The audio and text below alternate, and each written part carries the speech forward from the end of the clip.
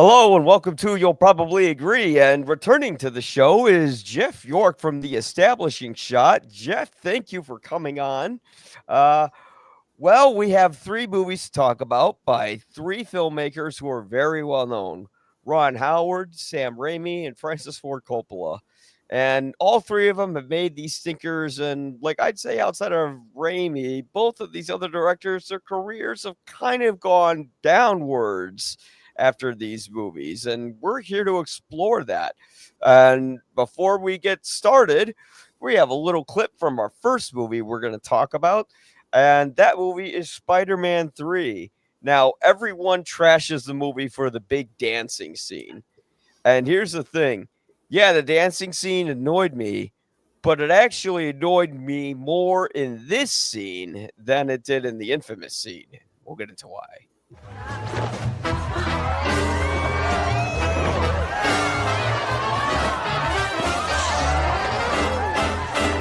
Now dig on this.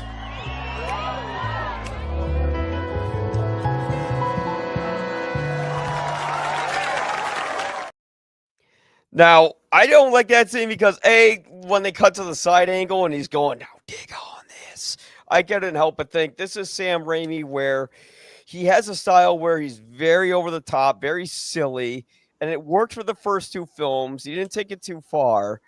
But then with movie 3, he went a little hog wild with his own style.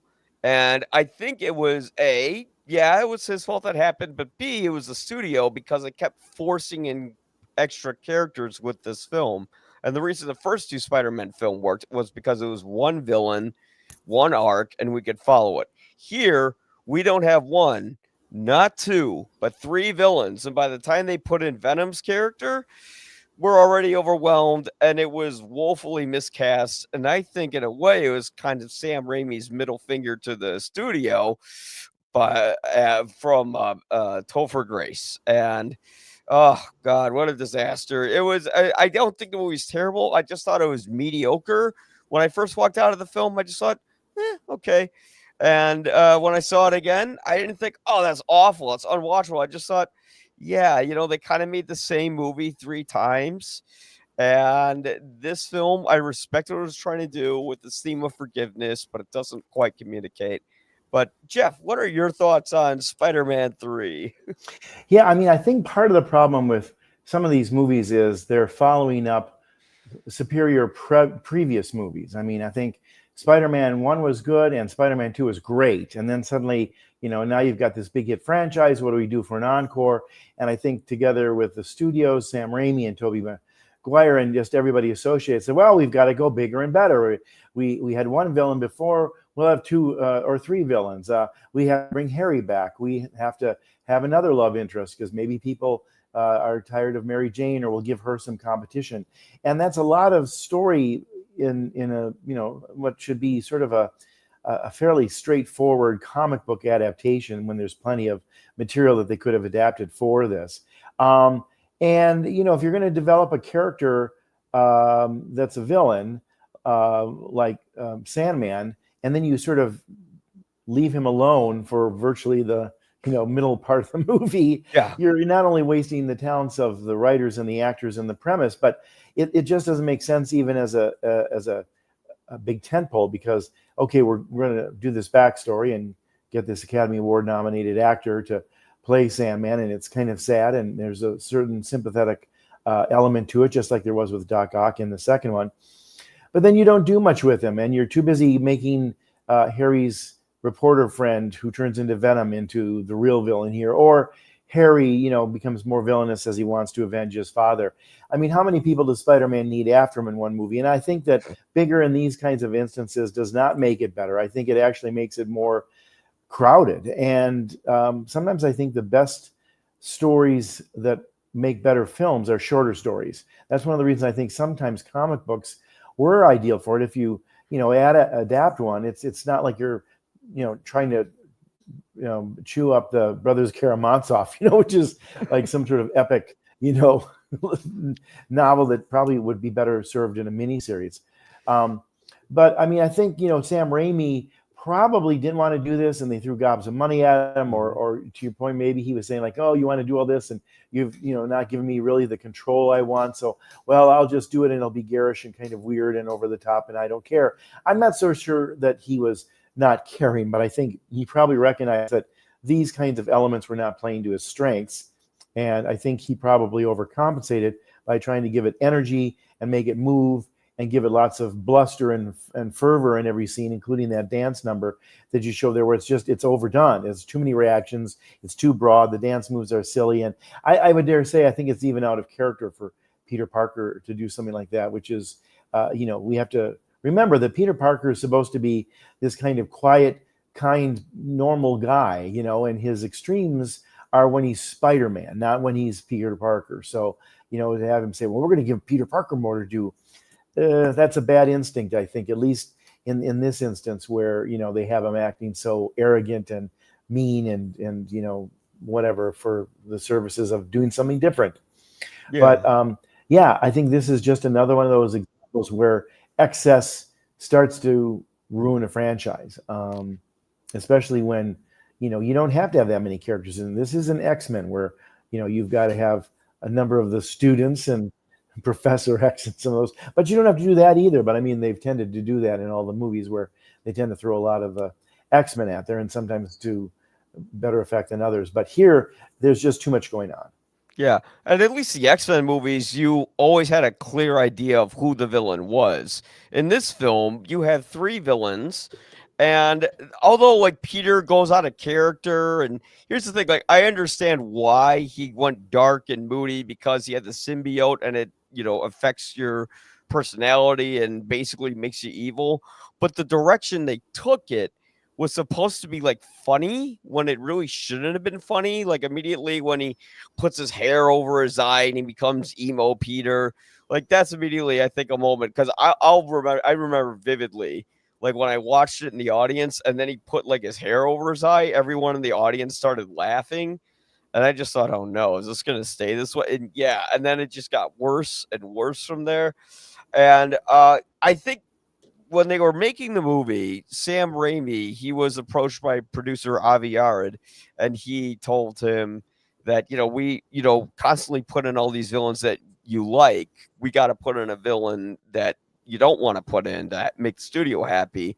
And that's when they put in Venom because he thought that character never had much humanity. And I mean, he is kind of right. Eddie Brock is just kind of like this bodybuilding asshole who basically wants to take Peter Parker's job. So to counteract that, Sam Raimi goes, okay, I'm going to cast the dorkiest guy you can imagine. He's going to kind of be like, what if Peter Parker was a jerk? But then Peter Parker becomes a jerk while he's interacting with someone who acts just like him. And there's like no room where they develop Eddie Brock's character at all. He's just a jerk throughout the whole thing. So like even when he dies, we don't care. And yeah, he overcrowded a film. Originally, they wanted to make it, I think, like 2 movies, which I think would have worked way better because this feels like it's trying to be many films all at the same time. Since the second film, the whole buildup was okay, Harry Osborn realizes from his father, he kind of gets like this haunted message from his spirit or something like that, right, to avenge him. And, the Hobgoblin's going to be the villain. It's like that movie would have been way more interesting if it was just Peter and the Hobgoblin, because it's about 2 friends whose relationship kind of get destroyed. And I think it would have been way better if it was just those 2 characters. But I get it. The studio's like, well, you can't just have a villain who's pretty much the same villain in the first film, but with a different actor. You got to have more. So then they bring in Sandman, and this is where the audience, I think, including me, we got way too familiar with Spider-Man's formula because we're like, oh, here we go again. Here's a regular guy. He stumbles into another experiment run by, it wasn't by Oscorp, but like the military or something like that. He gets their powers and then he goes out and wreaks havoc on everyone. And then when Peter forgives him in the end, it kind of didn't make any sense because it's like, wait a minute, this guy just terrorized the whole city. And he says, oh, I'm sorry, I shot your uncle because, oh, by the way, he's chasing after Flint Marko because he was the real guy who actually turned out to kill Uncle Ben. Spoilers, but the movie came out in like 2007, so whatever. But yeah, he finds out he's the real guy that killed his uncle and all that. And he says, "Well, I did it because there was no money and I panicked." And I'm still like, "Yeah, but shouldn't you take him to jail and then forgive him before he floats off into the distance and creates more hell for everyone?" Yeah. So, there's just logical loopholes like that. And I get it as a kid's film, it's a logical loophole, but also an overfamiliarity with it. By the time they capture Mary Jane for the third movie in a row, we're Yep. going, we're doing this again. And even the movie's like aware of it. And also when they're fighting down there, they have like a news crew filming everyone. They zoom the camera all the way in. You see Mary Jane's face. Then Spider-Man is talking to Eddie, and Spider-Man's mask isn't on. Wouldn't have everyone been able to see his mask and the camera zoom in on him? So little loopholes like that, little too much repetition in the style and the formula. And that was kind of the problem with all the Spider-Man films, is that Spider-Man 2 felt like a better version of Spider-Man 1. And then Spider-Man 3 felt like a really bad version of the first two films, with a little bit of difference sprinkled in there, but not much. I actually do like the very somber ending of the movie where it's just Peter and Mary dancing together and kind of forgiving each other. But I mean, outside of that film, there's not a lot of moments that I really liked. I thought some of the humor was pretty good. Like there's a whole buzzer joke where J. Jonah Jameson is supposed to take his pills for his blood pressure, but then like the humor kind of falls on his face once the symbiote suit takes over. No, I agree with everything you said. I also think that they create drama where they didn't need to create drama. We already have a foil with J. Jonah Jameson as the enemy at work. You don't need a second enemy. We already have enough issue with is Peter Parker going to be able to have a relationship with MJ with what she wants to do, and he wants to protect her, and yet by knowing his identity, she's vulnerable to his world of his secondary world as Spider-Man, and he's vulnerable to it too, because of now he's got somebody who's invested in him and wants him to stay alive. So she's not going to want him going out and fighting villains on the rooftops, et cetera, et cetera. It's just too much. And I think then throwing in Gwen, it's not really enough about Gwen, and it's just it's also just even confusing that the redhead is playing the blonde and the blonde is playing the redhead. I mean, just as far as casting goes, it just gets a little confusing. Yeah. Like, is this more like her character or the other one? I mean, they kind of turned MJ a little bit into Gwen along the lines anyway. So it was always kind of weird that they blended the two characters almost together in a way. But yeah, I don't think it's a terrible movie in the sense that it's wholly unworthy, but it's just all the mistakes that you just said, and the plot holes and the different things that don't add up. And again, them trying to, what can we do new with Peter? Well, we'll have him be arrogant. Or what can we do new with the newsroom? Well, we'll have another foil for him, somebody who wants his job. And oh boy, it's like that's just another girlfriend and three villains, and Harry's out for vengeance. And all really Peter needed to do is sit down and tell him, hey, you know what, here's what your dad was, and here's where you got screwed by Doc Ock, and now you're being stupid for a third movie in a row. Yeah. But, these things aren't done, because then you wouldn't have the drama of the film. But in so many respects, I think that's just too much drama for one film. And the strain shows in almost every scene in Spider-Man 3. And I think that's what makes it almost a slog, because it's not buoyant and fun the way the first two were. Yeah, well, it started out okay. Like, it's like when we start out with Peter going to MJ's big play and she's singing on stage, and then there's that nice shot where Harry's sitting up from the balcony and he's kind of giving evil looks to Peter, and then they're fighting, like all that. I'm like, oh, okay, this is interesting. But then, and I felt this way when I saw it at the time, they kind of take this big climactic fight that you think's going to happen. It happens early on in the film, and then Harry gets knocked with a web. He's unconscious, and then he's in a hospital.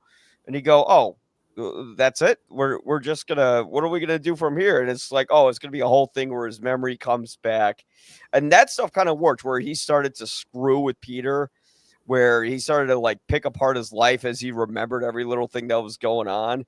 The way he played it, like when he was like when he knocks his head and doesn't remember anything, he kind of played it a little too stupid. Like, you're my buddy Peter, and that's Mary Jane.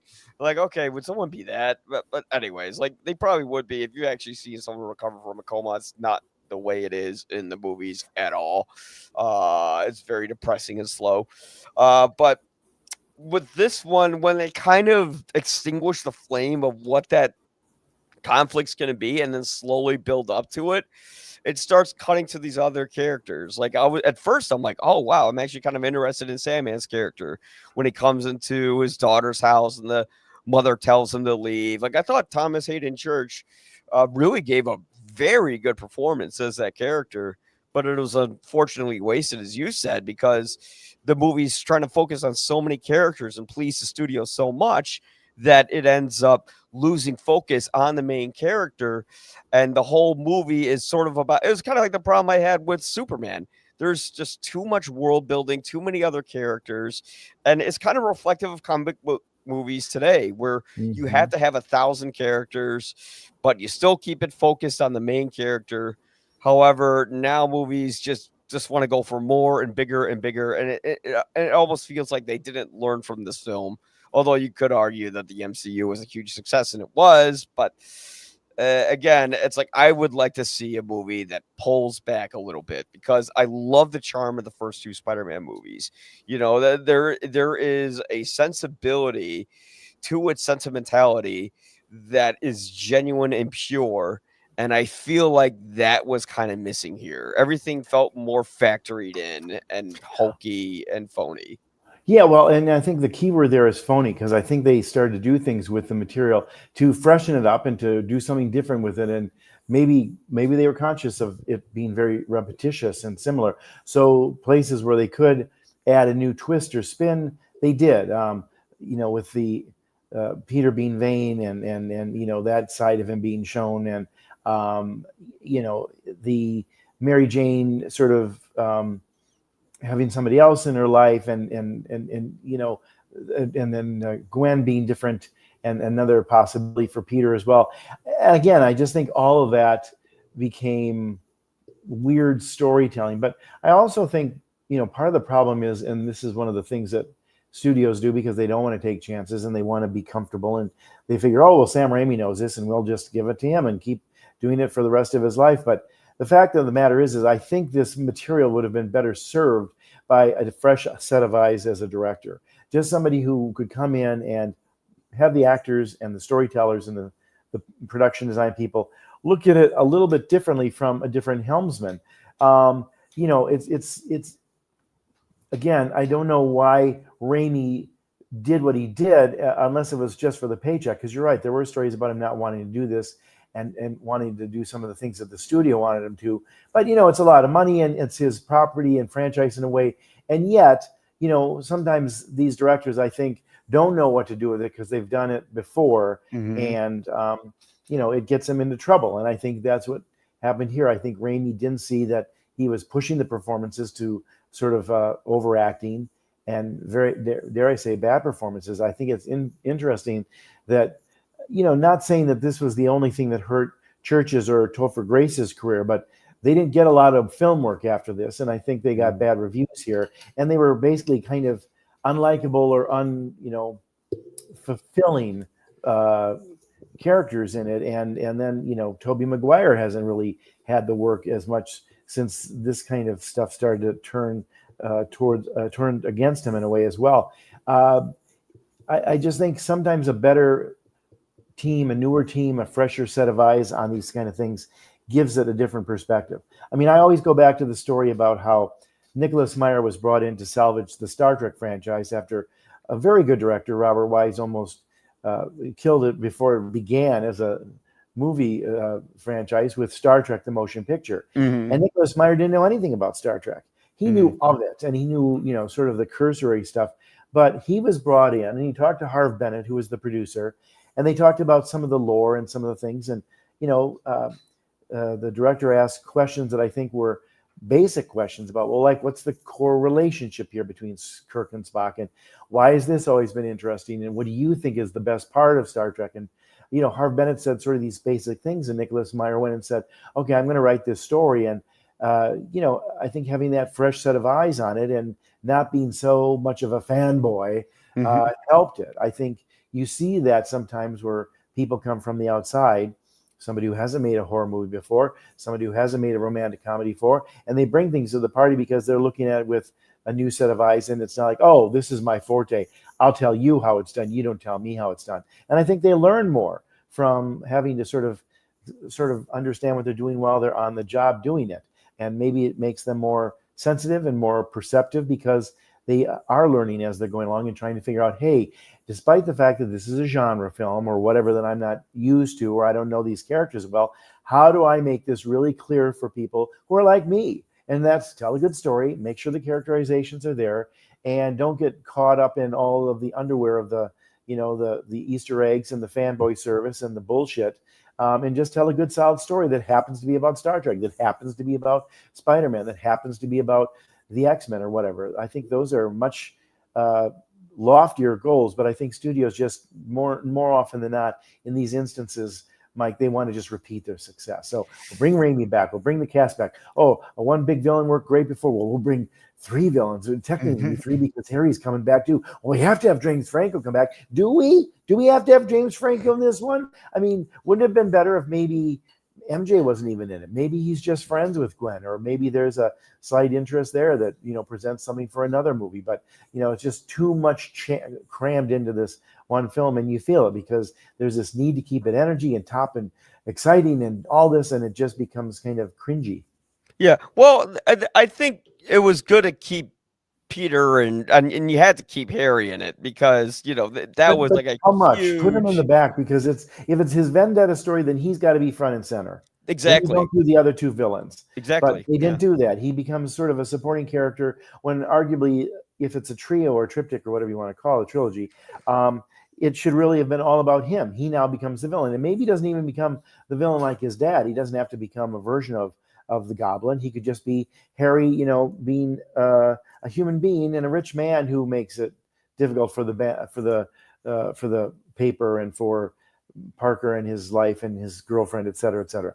I mean, there's different ways they could have gone with it, but they always want to make it bigger and more expensive and fancier than the previous one. And I think that's where they start to get into trouble. Yeah, it's the problem with the 3s. Once you get to movie 3, a lot of filmmakers don't know what to do, so they start repeating the same thing. I mean, one of the earliest signs you could see with that is when you see Return of the Jedi, where they're like, okay, we're going to do another Death Star, and we're going to have something else cute in the movie. So we'll bring back, we'll bring in the Ewoks, and and when it starts to do that, it's like, no. The story should be more focused on the rebels, since they are the little man. We don't need literal little men to represent the little man.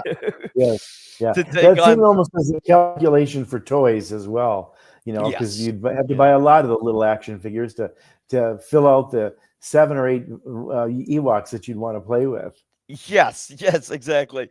And then, it's like that story should have just been about the rebels fighting the Empire in one big final battle without a Death Star. Like, here's an idea. Fight the Star Destroyers. It should have been about Luke Skywalker figuring out what was going on with his dad and the Emperor. The rest of it is all supporting. And I'm sorry, even if Harrison Ford and Carrie Fisher were big stars and stuff like that, they have to take a back seat to that story. Now, they're there here, and they do well in it. I think, by and large, a lot of that movie is very fun and successful. But the core story does come through. But again, these filmmakers never sort of get a sense of, the main thread here is this. So this is what we must do. Star Trek II isn't about the Khan. It is about Kirk and Spock. It is about Kirk being old. And what does he do when he still wants to play gallivanting captain all over the space world, and he doesn't know the ship, he doesn't know the enemy, he doesn't know the new world order and some of these kind of things, and he's dealing with Project Genesis with, which has the capabilities of completely destroying a planet but then rebuilding it. That's enough for Kirk, and Kirk is the main character in Star Trek II, Wrath of Khan. Spock is not the main character, and he's not even equal to Kirk in it. Kirk has the story with his former lover and the son that they had that he didn't know he had, and just him trying to sort of figure out where he fits in while he's still sort of trying to be an admiral, but then do something, as a captain in this instance where he's sort of forced into it. There's just simpler is always better in movies. And if they think, well, we're going to have to pad it, we're going to have to, no, you're not. Write that simple story and make the action sequence go on where it's not rushed and it's not over edited. And you'll find that, my gosh, I made a 90 or 100-minute movie and it was just fine. Yeah, and then there's more room for the sequel to make more money. Exactly. And ironic for film 4, 5, and 6, especially if it's Spider-Man, where you've got how many 40, 50 years of comic book history behind it. You don't have to tell it all in 3 films. Yeah, and that was the problem, because everyone wanted to do the whole trilogy thing, and now we're kind of breaking from that because we had the whole Spider-Man Home trilogy, and now they're making a 4th one, and I think it's gonna be like more street level with Punisher, which that's gonna be weird how that works, because the Punisher is a straight up R-rated anti-hero, and we're gonna have him team up with Spider-Man. Like, are they gonna show him like blowing guys' heads up and stuff like that? No, probably not. It's gonna kind of be weird. Like when I watch, because like the first thing I watched was Spider-Man was the 90s cartoon show where Aerosmith did like the intro song. And I remember in season 2 of that show, the Punisher comes in and it just feels kind of out of place. Because even as a kid, when I'm watching that, I'm like, wait a minute, that guy shoots people and he's just like palling up with Spider-Man. Yeah. And it's supposed to be light and fun, but this is like a super dark character. Like, this doesn't work. But season 2 of the Spider-Man series was all about like cameos and characters. And even that cartoon show kind of showed where the movies would eventually go. Because the reason the first 2 movies worked so well was because if you really think about it, Richard Donner's Superman films were 2 movies that were about the main character. Tim Burton's Batman, those movies were not about Batman.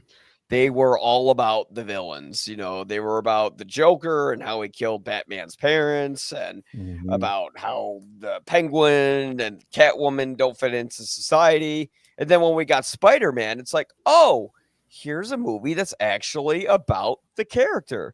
And I'm actually drunk because of when I saw it, I was so surprised by how much I liked it. I'm like, oh, wow, I'm really getting into this. This is really actually about Spider-Man. And it's a character piece. It's about how this young, sweet kid learns how to become this superhero. And they kind of lost that with the 3rd film because it was studio interference. And it also was Sam Raimi's fault as well, where he's like, well, people like my comedic style. What if he, does like a whole dance number in the middle of the street? And that's when audiences starting to tune out. And for me, I think the main thing that tuned me out is I was a fan of Venom, and to see the character get treated the way he did really rubbed me the wrong way. And I would say even this movie goes too far. Like when Peter's fighting all the guys in the bar and he hits Mary Jane, I'm like, whoa, we don't need to go the domestic abuse route here. But they did that. And, it's kind of a hot mess, but anyway. But if you were to give I'm sorry, go ahead. Well, I was going to say, but they keep doing more of them, and they've been successful, and they've got the animated versions, which have been good too. I mean, Spider-Man's a great character. And, I think because he's younger, and, they've even gone younger with Tom Holland and certainly with the animated version. So he's very vulnerable. He may be Spider-Man in name, but he's more like Spider-Boy or Spider-Teen in some respects. Yeah. And that, I think, to your point, keeps the focus on the central character. A lot of times when they try to bring in all these other things to freshen up, or, let's give them all these villains to deal with, it's too many villains. And I mean, that was one of the problems that I think you and I had with Superman too, is they hit the ground running, but then there's all these other characters fighting for screen time. It's like, I just want to see what the new Superman's like. And I'd sure like to see him do something other than just get beat up every 10 minutes. But anyway, let's move on. You want me to rate this to you? Let's give it out of our 4-star, 4 Guinnesses. What would you give it? I would give this one 2 stars. Okay, two Guinnesses out of 4. I'm a little more lenient. I'm going to give it 2.5. Whoops, Okay. that's the wrong one. Do I have the 2.5? There we go. I give it 2.5 out of 4 Guinnesses, where Okay. it's almost good. I do like parts of it. I actually thought the black suit looks like, I remember when I saw it as a kid, when I saw it in the trailers, I'm like, that looks badass. That Yeah. is so cool looking. And now when I saw it today, I'm like, ooh, you could tell they used CGI for 90% of it. The way it moves, it just Yeah, looks for sure. bad. But like, yeah, I think it's almost good, but it doesn't quite get there because there's just too many cooks in the kitchen, behind the scenes and in front of the camera, and it shows. And that was kind of the first indicator to the audience that we don't know what we're doing. Mhm. And they should have stuck around with the Spider-Man 4, but then they decided to reboot it, and they rebooted it into like this weird dark thing. And then the one after that was light, but then it did the same problem with Spider-Man 3 and had too many characters. And then they got rid of it, and then Sony went back to Marvel, and they're like, okay, fine, you can have Spider-Man. We'll have joint custody with him. All right, we'll do the merchandising, you do the ticket sales. So we're gonna be the other way around. And we ended up getting the Tom Holland Spider-Man, and it rebooted the franchise. But yeah, it's sad that we don't get individual comic book movies anymore. They're all part of a larger universe. But moving on, Francis Ford Coppola once said something in the documentary Hearts of Darkness, the making of Apocalypse Now. And I can't help but feel like that kind of what he says sort of sums up his career. It kind of sums up The Godfather 3. Let's take a listen. Nothing is so terrible as a pretentious movie. I mean, a movie that aspires for something really terrific and doesn't pull it off is shit, it's scum. And everyone will walk on it as such. And that's why poor filmmakers, in a way, that's their greatest horror, is to be pretentious. Well, Francis, I have some news. The Godfather Part 3, here's the thing. I agree with him on being pretentious.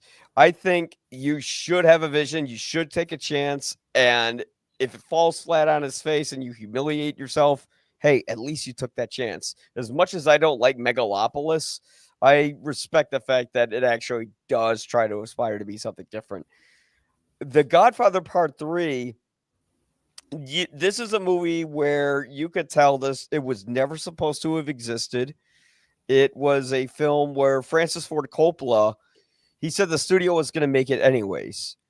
He said that they had other ideas for the film. If I were to pull up the Wikipedia on it, I took some notes, but my printer ran out of ink. But basically, the original plan was that they were going to have a screenplay by Dean Reisner, which would have combined the two concepts of having Anthony Corleone as a CIA agent responsible for assassinating a dictator and then taking over the Oh, Corleone family, which not no good. thanks. Yeah, and guess what? A lot of the ideas that they had were even worse than the movie we got in the end. So, in a way, The Godfather Part 3 is pretentious, especially that third act when they're in the opera, and it's beautifully done. But I'm like, I've seen this movie already. This is the third act of The Godfather Part 1, where everyone's getting killed in a montage, and then we're wrapping up to a finale. And then, of course, we get to the finale where the daughter gets shot in front of Michael. And then he holds her, and he's so stricken with grief that he loses his sight and then dies a poor, lonely old man and falls over to his death. Which, by the way, if you've seen the Godfather they Coda, they got rid of the final shot of the movie where he falls off the chair and the dog is like sniffing his corpse or around it. They got rid of that. They just fade down and then they go to a quote. And that takes away from the main emotion driving that ending. Because The Godfather Part 3, I rewatched it and I'm like, you know what? Yeah, it's not a good Godfather film. It had to live up to two of the most revered movies in cinema history. And for having the thankless task of doing this film, Coppola tried to do what he could, but there wasn't much to go off of. For instance, Robert Duvall, he couldn't reprise his character because he wanted the same amount of money as Al Pacino, and the studio didn't want to pay him that, and he wasn't part of that story. And even Coppola admitted after the movie came out that Robert Duvall's absence was greatly felt in this film, and everyone's was. And outside of just being a Godfather film, the movie itself is confusing and jumbled and unintentionally funny sometimes. Like when Michael Corleone has his heart attack and he's like panicking and his life's coming before his eyes. It just comes off like Al Pacino channeling Tony Montana, where he's just like, Fredo, Fredo, blah! And you're like, oh no, this isn't working. And yeah, and of course his daughter, which was a clear sign of nepotism. I feel bad for Sophia in that situation because they had Winona Ryder, they were filming scenes with her, then she had nervous exhaustion, and then they had to replace her at the last second, and they had to stay on schedule. So Francis got his daughter, and that we know the results of that. Although I will say, even worse than the love story, is just perverted and weird because it's about two cousins who are in love with each other. And to make it even grosser, the director of the movie, who is the father of the girl in the movie, is like filming scenes with his daughter making out with other guys, which, ugh. So you had, Well, yeah. I mean, that's just, I think that's easy to get over because it's make believe and it's acting. It's a little bit weird to have your daughter have to be directed in a scene like that, probably for him. But I think the bigger problem is that there's a lot of good things in Godfather 3. Andy Garcia is terrific in it. Some of the action and the violence plays very well. They definitely go after the Vatican. I mean, they put their balls out there and say, we're going to talk about the corruption, that kind of stuff in all these quarters of power, not just, the Corleone and the mob. But I think for me, what I didn't like about the movie is I think it is actually not a sort of suitable follow-up to these two great films, as you said. For starters, if we want to really get down to brass tacks, you can say, well, Michael probably lived for another 30 years after Godfather 2 ended. But as a character story, he's done. Yeah. He's won everything. He's gotten vanquished every enemy. He's pushed his wife out the door. He's, done all this stuff, alienated Tom Hagen, and, killed his brother Fredo. Where does the character go from there? Well, Coppola, as an aging man, probably said, well, maybe there's a forgiveness story in there. Nobody wants to see that. That's not the character. He ends the greatest villain of all time in film because he started out as a war hero, and the arc from those two movies is one of the great American tragedies, and it's about America as well. As the first line of the movie The Godfather is, I believe in America, and here's this war hero that by the end of the second thing is killing his own brother, even though he doesn't have to. He's no threat to him, but he's vengeance is his mind, and he's got to vanquish all enemies. To have him come back with this weird hairstyle, overacting, wearing a shawl sweater, talking about, oh, I just got out and they pulled me back in. Yeah. Like he's, he might as well be Eli Wallach in this. It's bad. It's a bad use of that character. The smarter move would have had Michael's like I said, have lived for 30 years after Godfather 2 ended. But why not have the movie start with his funeral?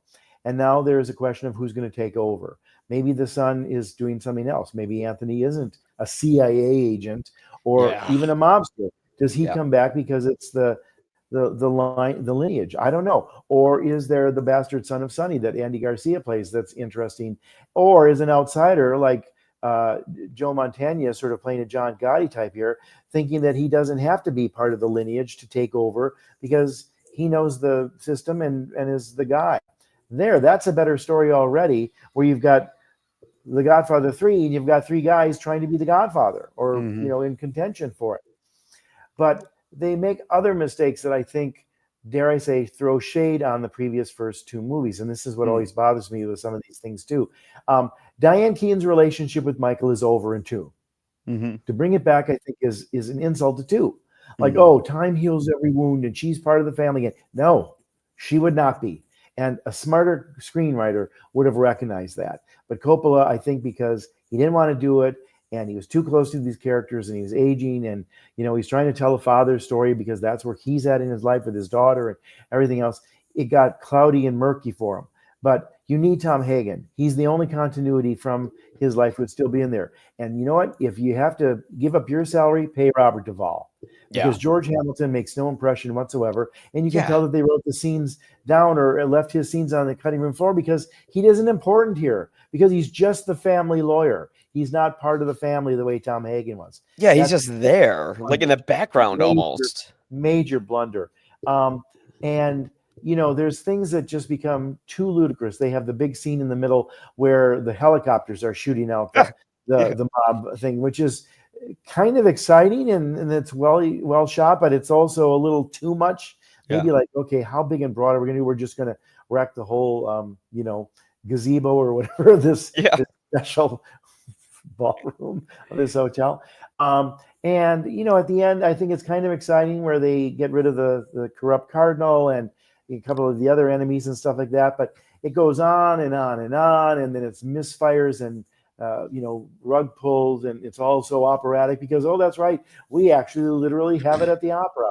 It just feels broad and out of control. Where I think the first two movies were so controlled and so Mhm. smart and tight and they were very small in their scope. I mean, the closest you get is that last big montage of all the deaths of Michael killing all of his opponents. But one guy's killed in the bed with a hooker. A couple guys are killed coming off the elevator. The one guy, is killed at the bank on the stairs. It's fairly simple. Al Green, excuse me, Mo Green. Is shot in the eye while he's getting a massage. Yeah. It's so small but awful. But here it's just all grandiose and it's got to be bigger. Again, they keep going bigger on these things. Like, well, this is the third one. We've got to be big.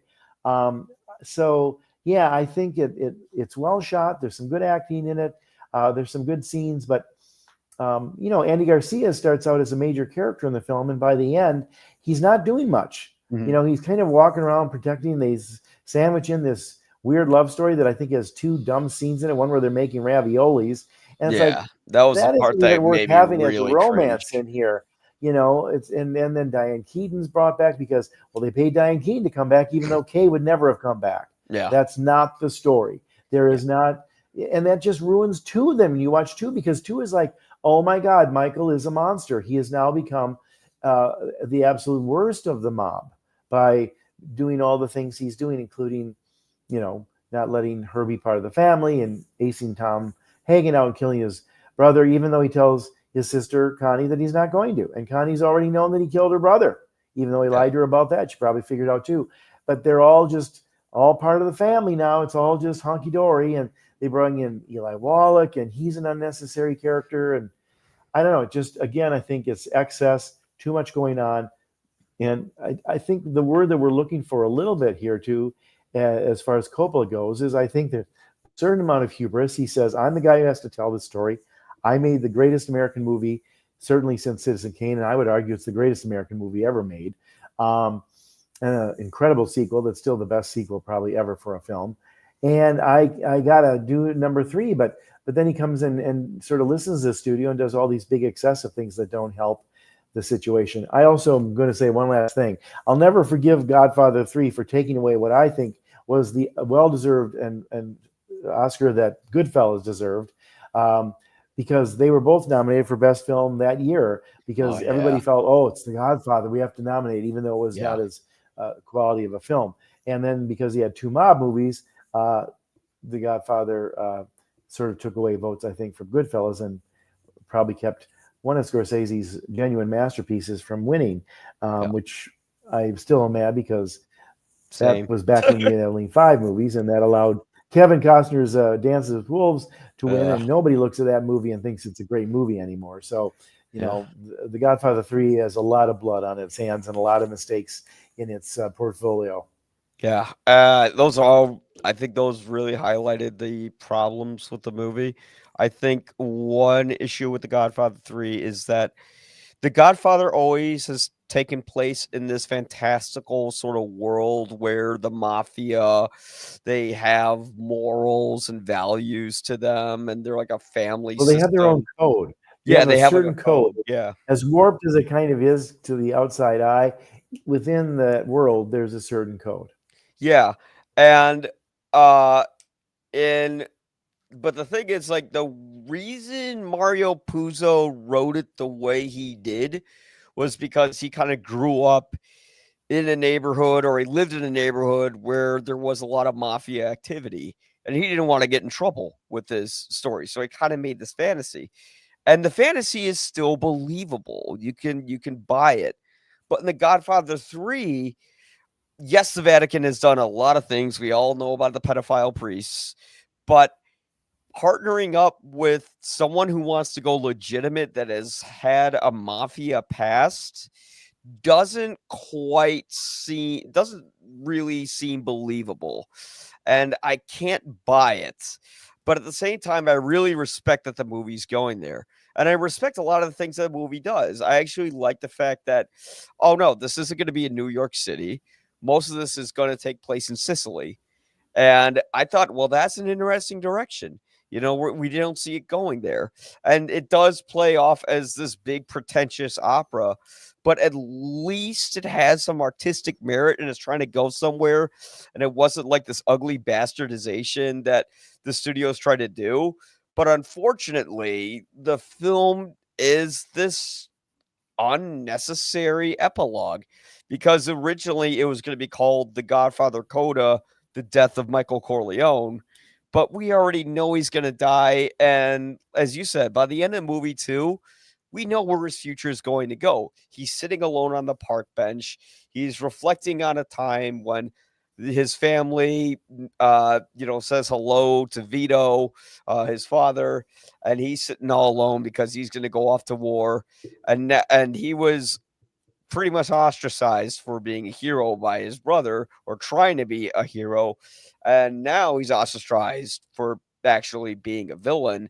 And he's going to live the rest of his life knowing where he went wrong and living with that regret.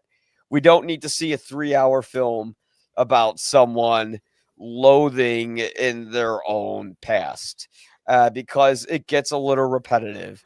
And when you put in the whole mafia plot in the film, it's not quite memorable. Like, you have Eli Wallach, who's playing like the sort of Wallach. mob boss. Yeah, Eli Wallach. I'm sorry, I mispronounced the CH. But Okay. he That's he right. plays Don Altabello. And I probably said that wrong, but whatever. Tomato, tomato. And he's just like, unless I read later that he was like the mob guy in it, he just kind of comes off like a sweet old man. And maybe that's kind of the point, but he's not the best antagonist. And, I would say the most interesting character arc in that movie to me was Connie's character arc, because in The Godfather Part 2, she is absolutely livid with Michael with the actions that he's taken. And in this film, she ends up kind of becoming a killer herself. Yeah, Like, almost a even in the fixer in beginning. a way. Yeah. Yeah, I mean, the thing is, again, how much character development do you need to explore of a character? I mean, Francis Ford Coppola famously said he didn't want to do Godfather 2 because he didn't have an angle on it. He said, I told everything I wanted to. The last scene is Michael Corleone closing the door on Kay, Yeah. taking her out of his life, as he is now the full Godfather. And the very first one, the first scene that he has with Kay at the wedding, he's dressed in his army uniform against all these other people who are in tuxedos, so he doesn't even fit in with the look of them for the wedding photos. And he says, Kay, that's not me, that's my family, that's their business, not mine. And by the end, it's his business. But Coppola was able to be talked into it by Puzo, who said, what if we told how Vito came up, and we'll use his sort of rise to power for sort of good reasons, if you will, to get rid of the awful, Don, who's sort of ruling the Italian neighborhood with an iron fist, and he's more fair to all of the people in the community. And that's how Vito comes up, and that's how he gets his power. And that's what we saw on display when he was still in the first one. We forget, and people forget this, but that movie is about drugs. The drug deal is that he refuses because he goes, drugs it's a nasty business, and he's basically saying it's going for kids, and you can't control it, and where prostitution and gambling, these are side vices, right? But drugs, that screws with your physical thing, and it's aimed at kids and teenagers, etc. But that's what basically is the inciting incident that gets all the plot going in here. And then Michael is, forced to defend his father, and he has to go away. And then his wife is killed, and he comes back a bitter, soulless man. And when he shows up, Kate says, "How long have you been back?" "Oh, a couple of years." And he looks, he's already the Godfather, and he's bad, and he's willing to break the rules and the code. After that movie, there's nothing to do with Michael. So they should have done something else here. Now, one of the things I thought Coppola could have done here, especially as he's moving it up by another 20, 30 years, is, let's say the mob wants to be more legit, or they're trying to get their hands in other forms of power, communications or commodities or whatever, not just the typical, things that they used to be and stuff. Okay, that's an interesting story. But then have them being up against people who are just as ruthless as the mob, whether it's the government or foreign powers or tech industries or the entertainment world, or you could have had interesting villains in it who were as good as, if not better, than playing sort of the villains to the mob, who thought they had control over everything for a long time, and then now they don't. Or the government has become part of the mob, but they're secondary to the real wheels of power. That might have been an interesting story to update, and Coppola probably was aware of that, and we all have, with everything going on from the Kennedy assassination on down to the problems with John Gotti, who at that point the mob didn't want to be in the limelight. They didn't want to be bragging about it, and one of the reasons he was kind of failed is because I think he was too arrogant and in wanting that spotlight. That could have been a better story, but it doesn't involve Michael Corleone. It doesn't involve Kay, and it should have involved Tom Hagen in some form. But with those kind of core tenets as big mistakes, I don't know if the film ever had a chance to be great. I don't think it's as bad as many Coppola films that he did after that, and I don't know if Coppola ever found his footing entirely again after that. But it's not one or two, and it was trying to be, and it was a mistake to bring Michael back at the very core of it. Yeah, and they had some ideas. There's one idea they had that I think could have worked, which was it was going to be a prequel, and it was going to be about how Vito Corleone actually rises to power, because we don't really see him get to power in Godfather Part 2. Right. You just sort of see him get into the criminal underworld. Yeah. But see, this is part of the problem with filmmakers and storytellers and studios. I don't need to see that. I don't need to see how Anakin went from a cute little boy into an apprentice and the of Obi-Wan or whatever, his student, and then become the bad guy. I don't care. I know his end. He was redeemed in the last movie. All the rest is just wasteful time. I mean, I liked Rogue One, but for somebody's like, well, we just need to put in that chapter that shows how we got from here to here. No. Give audiences some credit. I don't think they're asking for it. I don't think the fanboys want it. I think fanboys want other stories. I think there's other galaxies and characters and things like that. Same with X-Men. They don't all have to be Wolverine. But all these let's just show the prequel. Show how what was the Charlize Theron's character name from Mad Max? Furiosa. Furiosa. I don't need to see Furiosa's backstory. I don't. In fact, bring back Theron and show me her next chapter.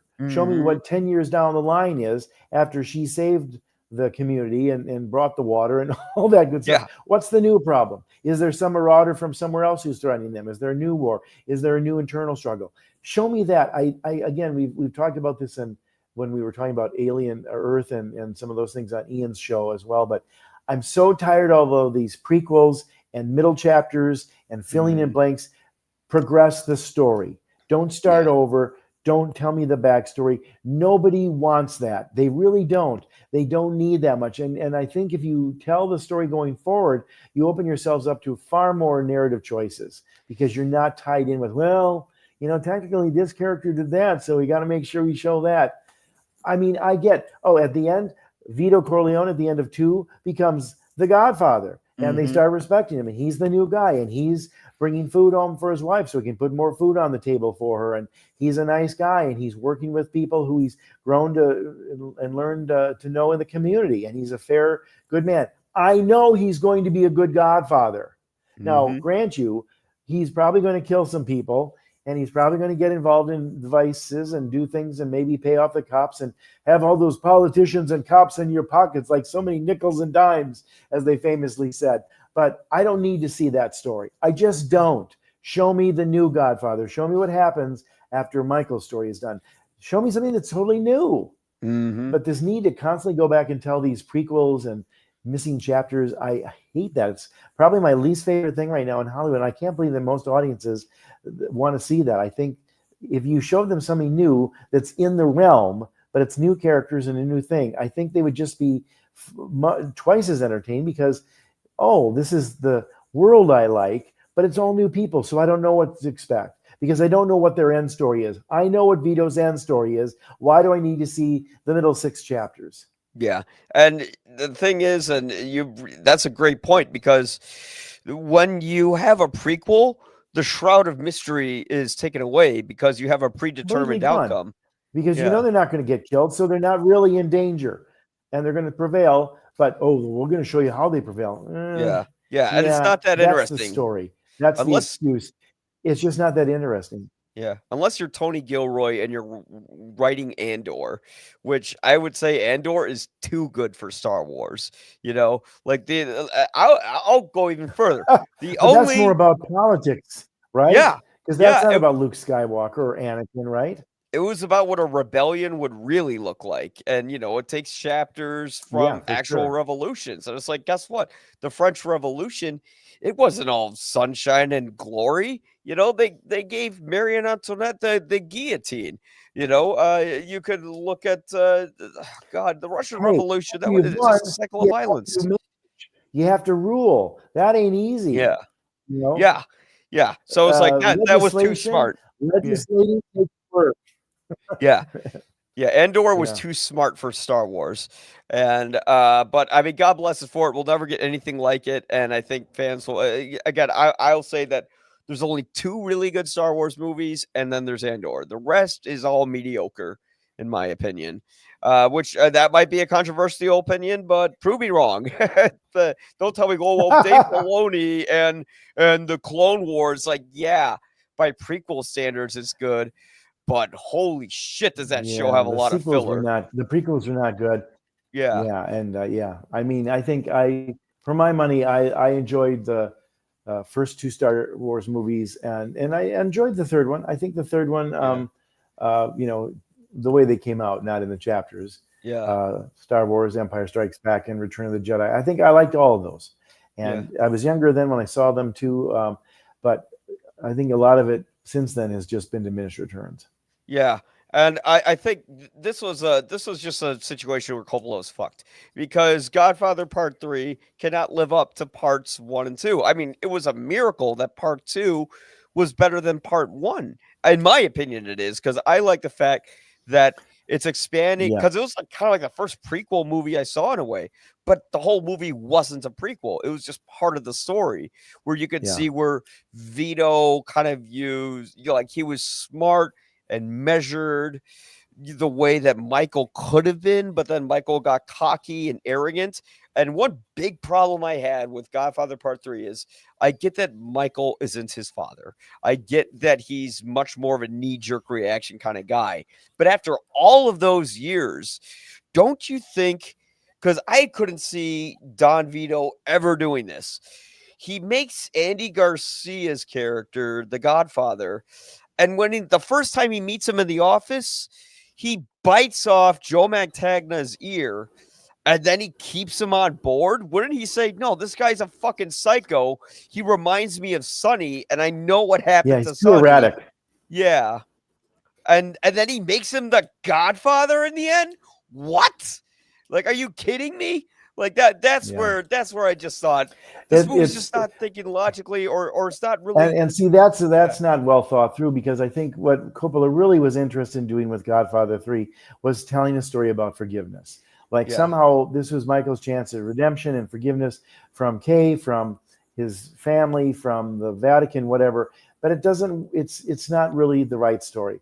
The Godfather 1 and The Godfather 2 are about power, and Godfather 3 should have only been about power, not about an old man who's coming to the end of his life and he wants to be forgiven. I don't know how anybody thought, but I think Coppola was feeling his own age and feeling, his own sort of regrets about his history and his family and his time and different things, but it didn't work. So Yeah, it but we've was. saved the worst for last. We did. So I mean, we'll rate the Let's get to Godfather that one, Mike. Yeah. Part 3. Yeah. Sorry, because I kind of, after I saw some of the comments, I'm like, oh, I'm going to go into detail on this one. But yeah, yeah. So how many Guinnesses would you give the Godfather Part 3? I would probably give this one 2.5 Guinnesses, just from the sense that it's well done, I think, Yeah. and most of it is at least interesting on certain levels, and well shot and stuff. But I mean, it's very close for me, but 2.5 stars. Yeah, I have to give it 2 out of 4 Guinnesses. It doesn't get that little half extra point Yeah. because it's a movie that is sad and desperate. And Coppola made this movie when he basically was facing bankruptcy because like his last 2 movies didn't pan out too well. And American Zoetrope was starting to go under. And you could tell this was a guy who was desperate to make a story. They didn't think it through. And it has its moments.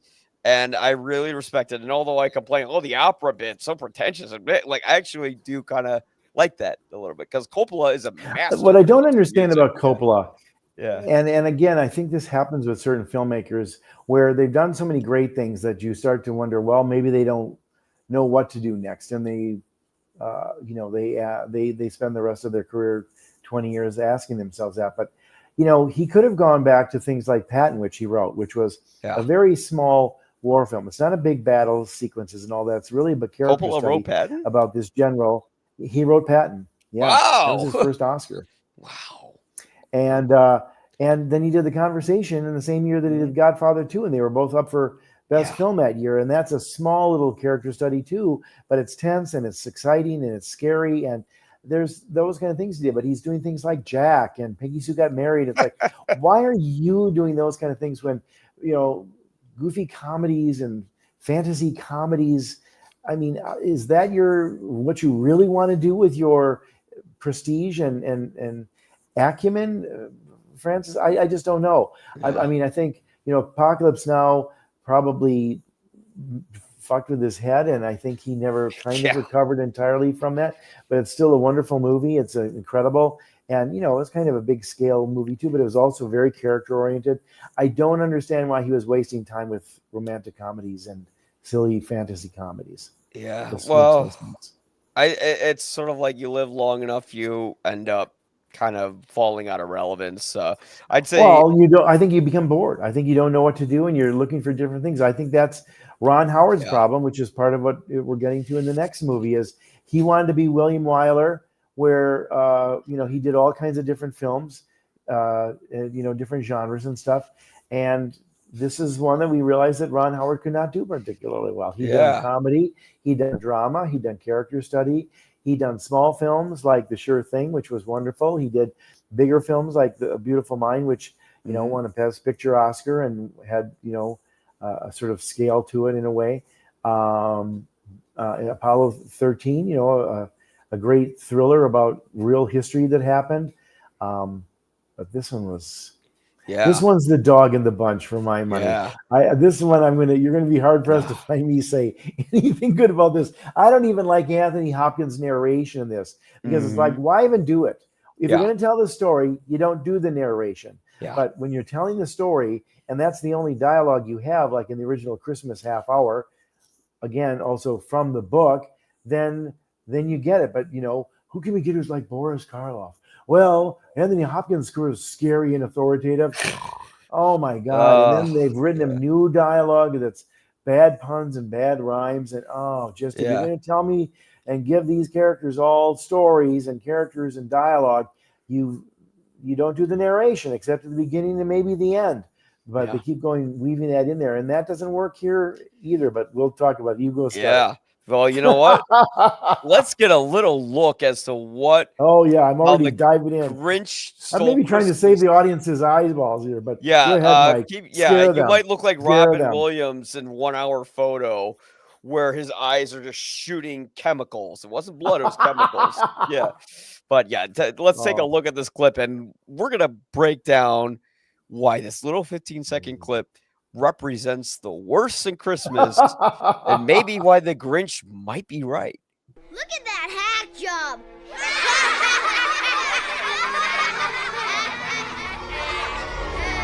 Stupid cricket! Stupid drink! I hate Christmas! Yeah, and I hate Christmas now too. Thanks a lot, Ron. Wow. All right, so here's the problem with this scene.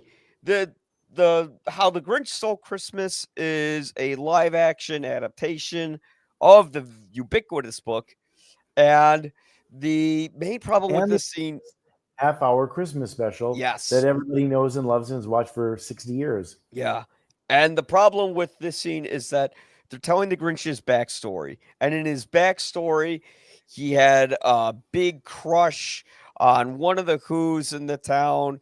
It was Martha May Whovier, played by Christine Baranski. You might know her from The Good Wife, or I knew her from an episode of Frasier. And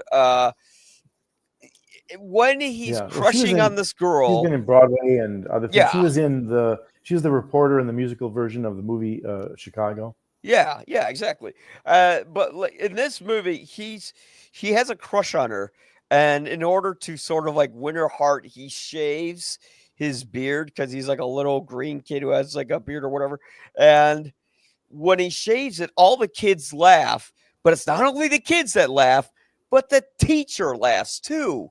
And it just kind of shows how horrible these Who people are. So when he Mhm. gets mad and he trashes the room and he says, I hate Christmas, I agreed with him because even in the film, when the Who's are trying to bring the Grinch in as one of their people, and they have like this big celebration where the little girl in the movie, Cindy Lou Who, played by Taylor Momsen, I believe is how you say her name.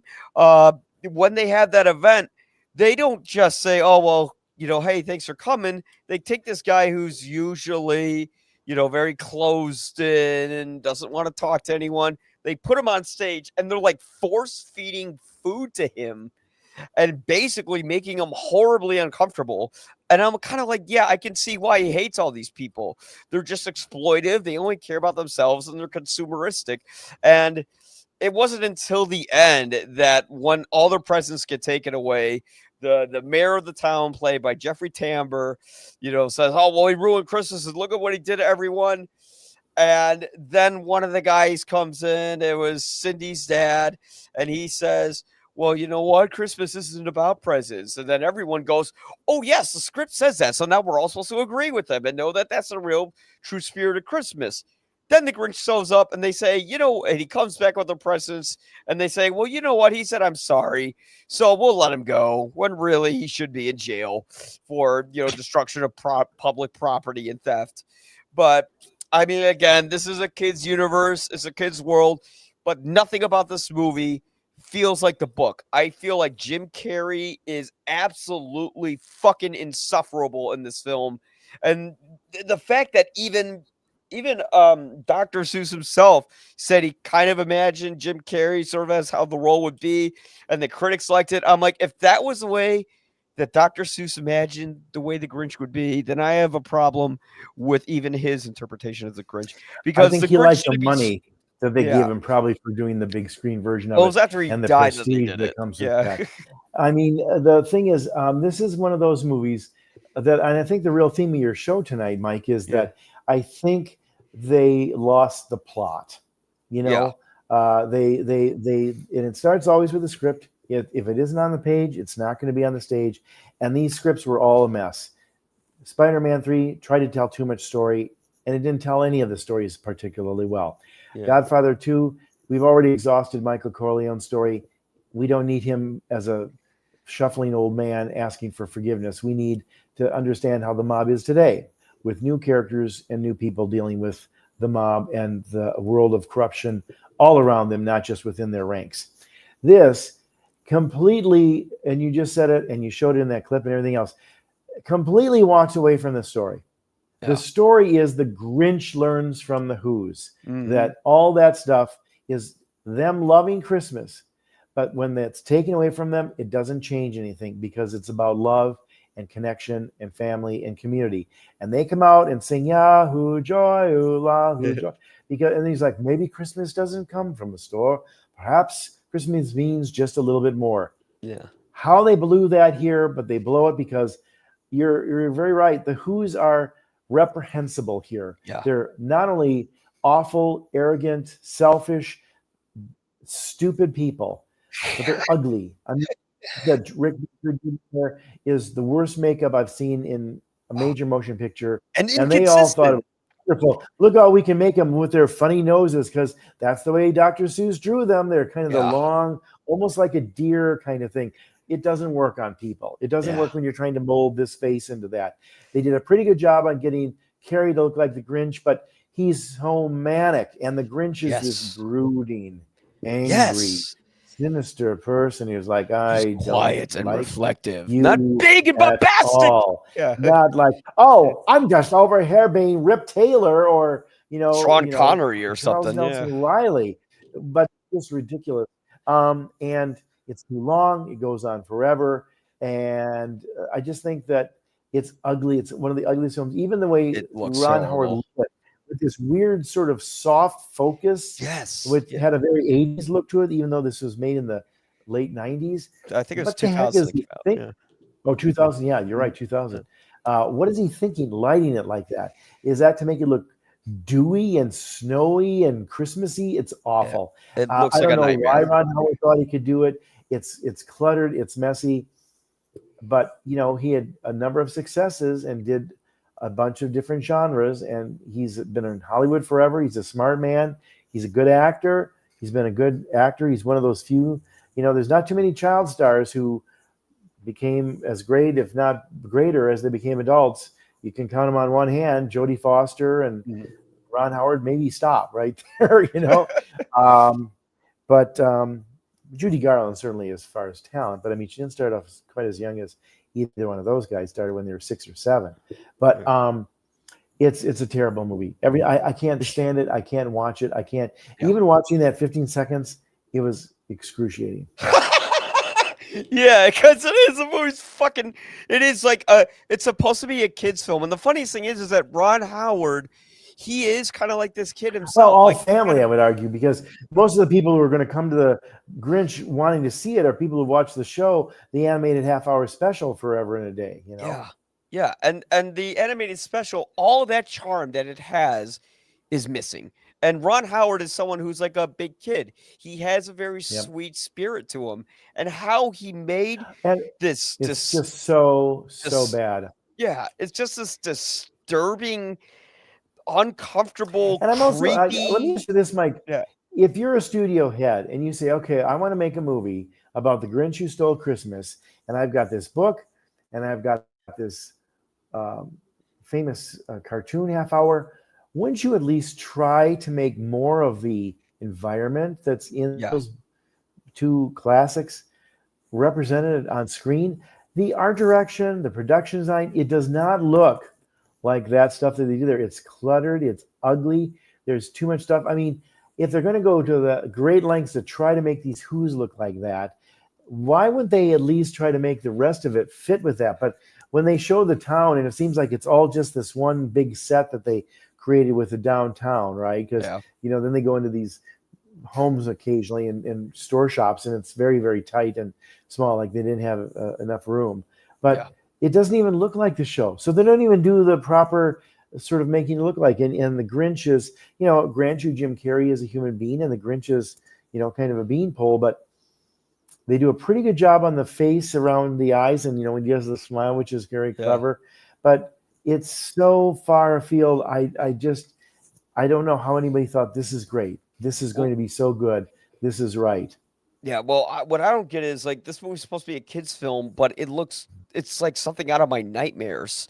It looks absolutely disturbing. Yeah, it looks more like And a horror movie in a way, yeah, doesn't it? Like and the everybody's way kind of like you've been dipped in acid or something, like the Joker, and this is the yeah. face they've ended up with, all these who's Well, I feel like I took acid when deformities. I watched the film, and like the fact that like it constantly uses a Dutch angle, and then it Oh my reverses the God. camera and moves it in and out the Oh, it's whole time. just awful. Could you imagine if you were drunk and you'd watch this film? Like I would immediately projectile vomit on the screen, and the movie is like this big budget.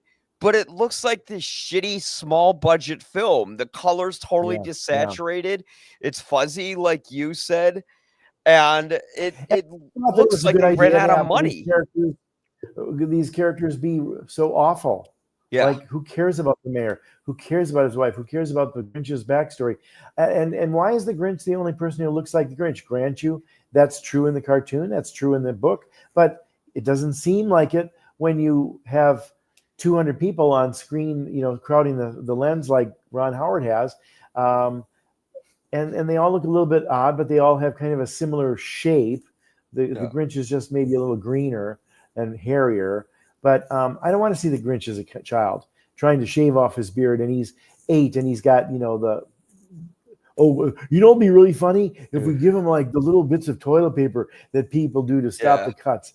No, it's not funny.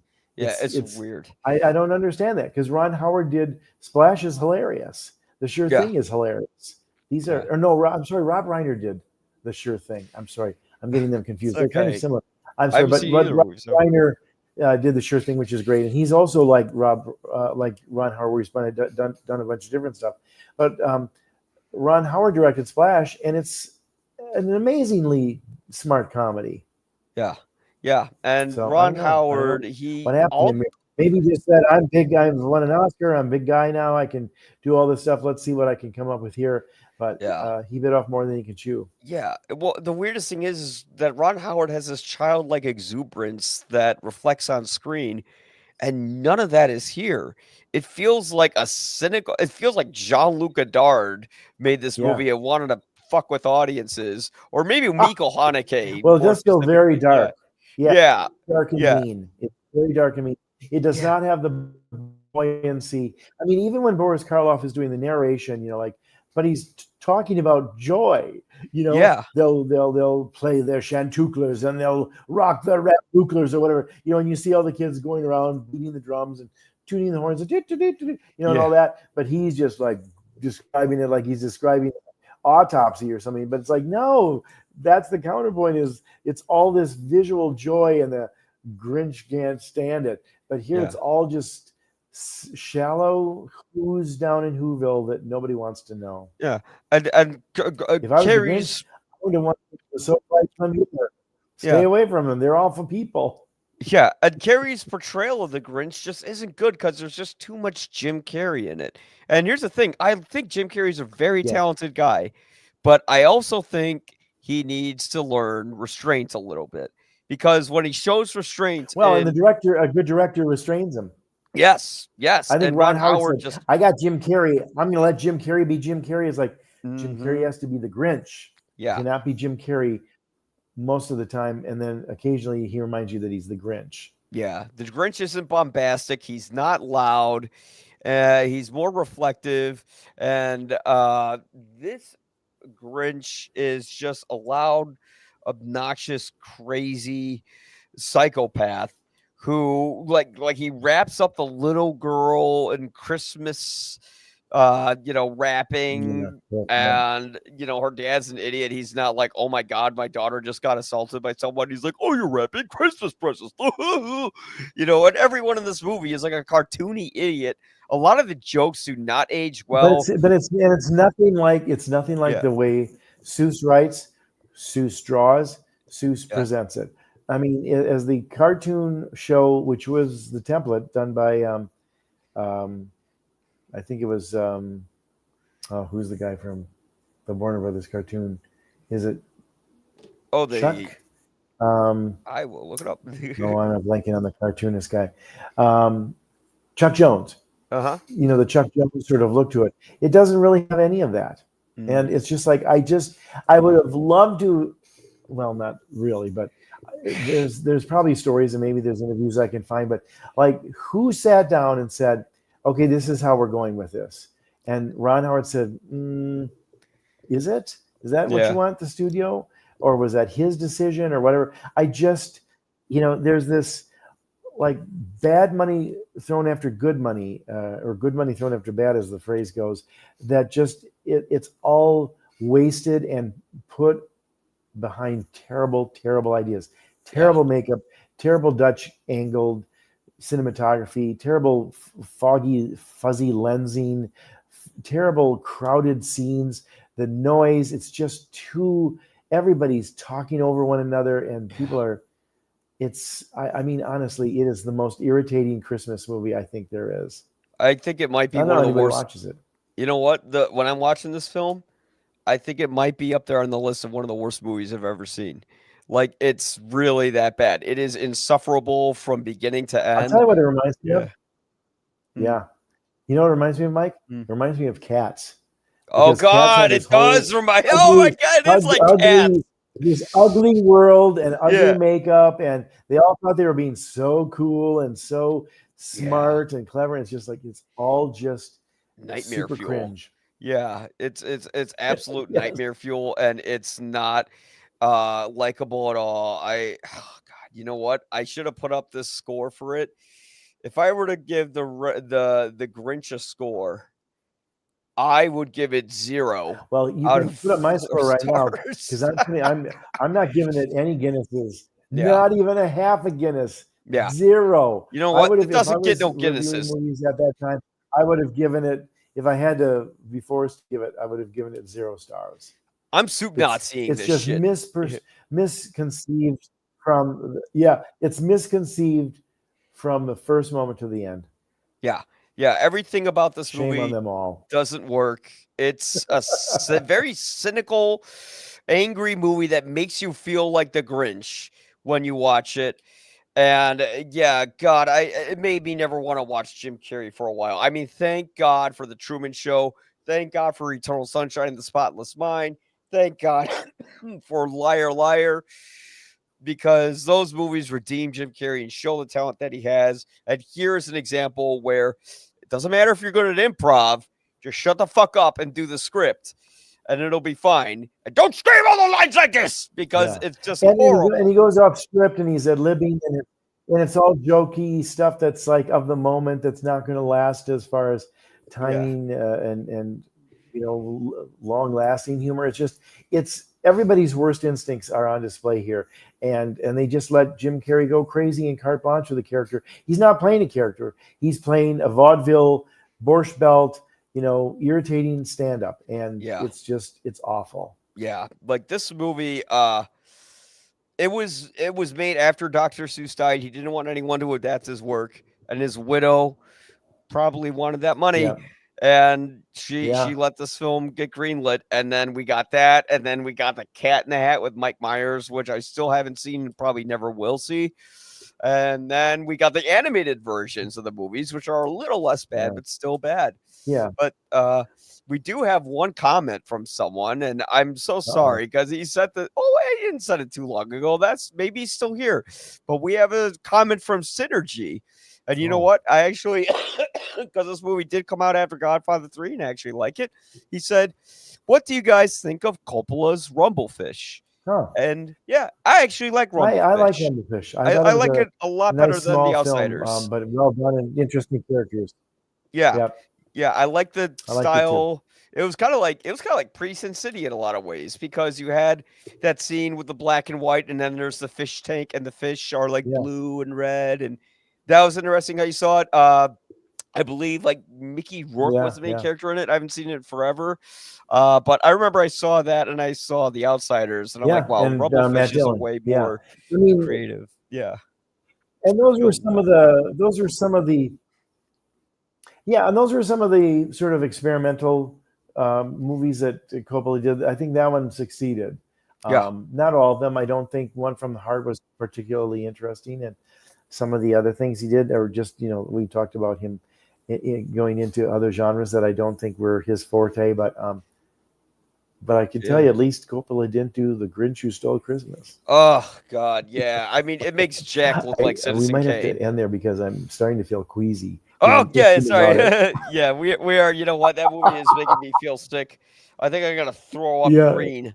But no, There are Jeff. those emojis that have the green face, that look like people. Yeah. So, Jeff, what would you like to plug before we take off? Uh-oh, I think the camera froze. Are you still there, Jeff? I'm sorry, what There was we that? go. Oh, there, your camera froze for a second. What would you like to Oh, plug really? before Oh, we take off? Yeah. Oh, well, if they want to read my reviews, they can read them at theestablishingshot.org. I link them a lot of times through social media, whether it's on Facebook or Jeff York Chicago on Instagram. I do caricatures of shows and movies I like in my 1 minute TikTok movie reviews, Jeff York Chicago there. So yeah, those are, and God knows I'm on your show and Ian's show and other shows plenty too. So if there's a Chicago podcast going on, check it out because I'm probably going to be one of the guests.